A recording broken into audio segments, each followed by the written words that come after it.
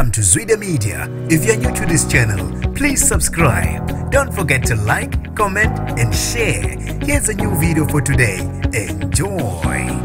Namanje usashaqekile umndeni owesilisa kwaceza uphakamani Sibiya ukuthiwa oshiswe intombi yakhe ngeacid ngoba inesikhwele. Nginibingelele ngiphinde nginamukele kuphina kuphi lana bulo khona le video. Mangoqala usijoinele likhasi wamuyelekile igama lami ngusibonga konke wakandwanda Mothanda, ungangibiza intatheli ka YouTube. Ngizocela usilandele ku Instagram @zwide_media. Izovela enkantolo yemantshi Verelem ngezi 8 zika June intombi esolwa ngokuphuzisa isoka iacid yaphinde yamshisa ngayo ebusweni ngenxa yesikhwele. Kuthi umnumzane ephakamani Sibiya wakwaceza ulundo limele kabe ebusweni nasemzimbeni wahlasela intombi ngezi 13 zika April ilekelelwa nguyise nomngani wayo. Ngokusho komthombo osondelene nesoko uSibiya kuthiwa wayiphuma emsebenzini wabesekhala ngokukhathala entombini yakhe yabe simlungisela uchatho nokunye okwakubukeka njengamanzi wabe esechatha ngakho yila eyaqala khona inkinga. Umthombo uqhubeka wathi wasola uSibiya ukuthi kukhona iacid ngemumva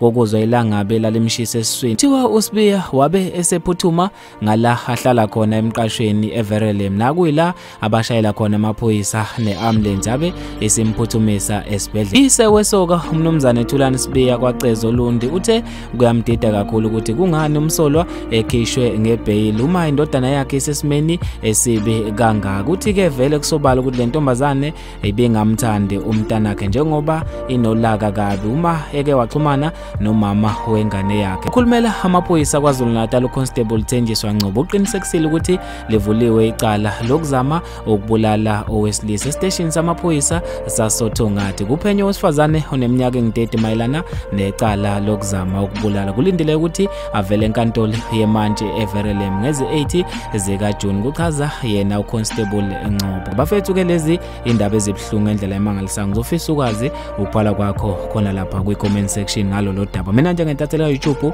sengiphuma kanje, awungibambeke evidweni elandelayo.